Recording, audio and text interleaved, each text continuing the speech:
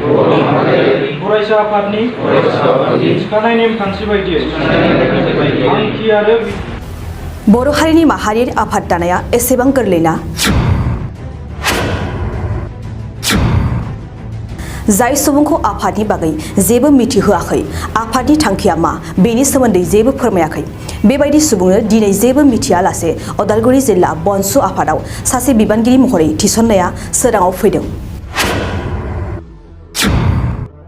थांनाय 16 मार्चआव उदालगुरि जिल्लायाव जानाय बनसु फरायसा आफादाव बुंथिगिरि बिबानखौ दानानै होनायखौ मोजां मोनाखै। बे बाथ्राखौ बुंदों बावैसो उदालगुरि जिल्लानि बनसु आफादाव गोदानै बुंथिगिरि बिबान मोननाय जर्ज दैमारिया।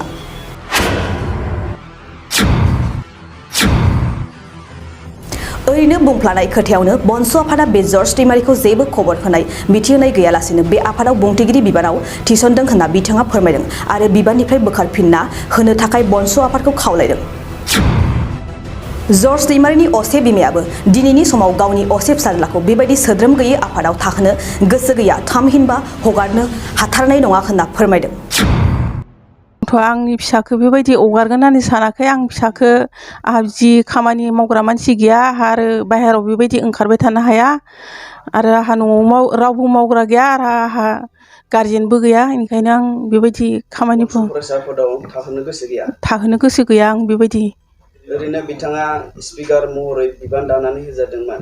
दिनै जुदि बनसुआव जुदि खामानि मावहैबा नोंथाङा मा सानगोन? आं बेखौ हगारनो हाथारनाय नङा। आरो दा नोंथांनि न'आव साबेसे दं? सानैल'सो, आंहा बिमा फिसा सानैल', ओमफ्राय सासे हाबा जाबाय, साथाममोन। आरो बयनिसिमबो आंनिफ्राय खुलुमनाय जासिहरनाय थाबाय। जि बनसु आफाद, बे बनसु बे स्टुडेन्ट इउनियनाव जि आंखौ स्पक्स पार्सन होबाय, बेयाव आं बुंनो गोनां बेनो जे आं बावैसो थांनाय दानथामसो जाबाय बे आं मोनसे NGO आव बेबायदि खामानि मावबाय थादोंमोन। बेयावनो आं बेबायदि लोगोफोरजों बेबायदि जास्ट सावरायज्लायनायमोन आरोना। ओमफ्राय सावरायज्लायनायनि गेजेरजों जेनेबा आंबो हाबगोन होननानै आं बुंदोंमोन। आरो बिनिफ्रायनो जे थांनाय बुधबारे जि उदालगुरियाव डिस्ट्रिक्टआव जि मिटिं जालांबाय बनसुनिफ्राय, बेयाव आंखौ स्पक पार्सन बेबायदि सायख'नानै होबाय। नाथाय आंहा जि बनसु, बे बनसुनि जेबो बेकग्राउन्डनिबो जेबो इनफरमेसन गैया। आरो आंखौ जि होबाय बेखौ आं बिथांमोननो खावलायहरखाबाय जे बिथांमोना आंखौ जि स्पक्स पार्सन होदों बेनिफ्राय आंखौ उइथड्र खालामनानै आं बिथांमोननिसिम रिकुवेस्ट खालामहरखाबाय, आरो बिथांमोना बेखौ नायसिगोन। ओरैनो नोंथांखौ स्पिकाराव मानो थाखाय जेनेबा बोरै होनो मोनखो? आगोलाव नोंथाङा सोमोन्दो दंखायोमोन नामा बिथांमोनजों? आंहा बिथांमोनजों जेबो सोमोन्दो गैया। जेनेबा जों जि NGO जि सावरायलायदोंमोन नालाय, ओमफ्राय बेयाव माखासे लोगोफोर दंमोन। बिदिनो सावरायलायनायनि गेजेरजों जादों बियो। जास्ट सर्ट टाइमाव आरोना, जेबो इनफरमेसन गैया। बिथांमोना मा गुन नुनानै थिखांना होदों बेखौ आं मिथिया, नाथाय स्पक्स पार्सनाव होदों। जों लोगोफोरजों सावरायलायदोंमोन, बेयावनो ओरैनो जास्ट स्लाइटलि आरोना थागोन होननानै आं बुंदोंमोन। बेबायदिनो बिदि जकिं सिस्टेमैबाबो बेबायदिनो जालांबाय आरोना। दायो दा जोबनाय बुब्लियाव बेबायदि आंखौ स्पक्स पार्सनाव बेबायदि सोना होबाय आरो आंहा जेबो आइडिया गैया। सोर बुंदोंमोन बेखौ NGO? जों लोगोफोरानो दंमोन। आं बेयाव बिबान लादों नामा दायो?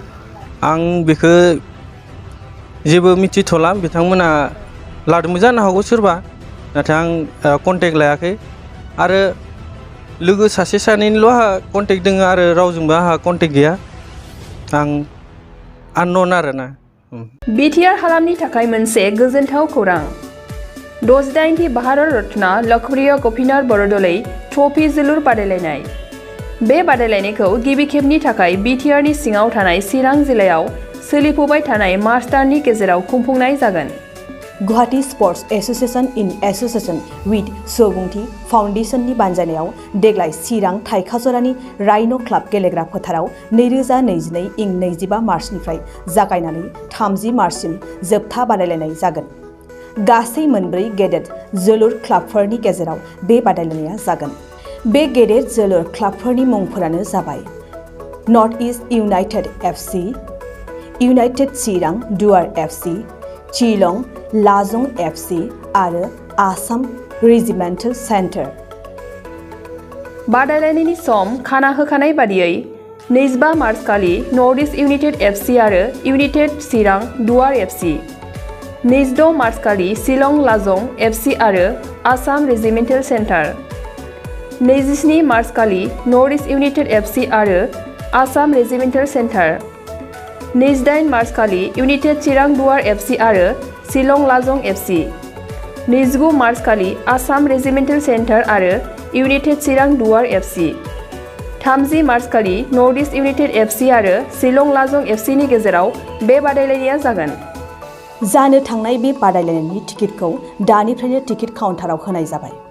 नायनो गोसो गुदुं एबा जोलुर बादायलायनायखौ मोजां मोनग्रा सुबुंफोरा थाबैनो टिकेटनि थाखाय 9547461257 जानबुं नम्बराव जगाजग खालामहरनो हागोन एबा बुकिं खालामहरनो हागोन।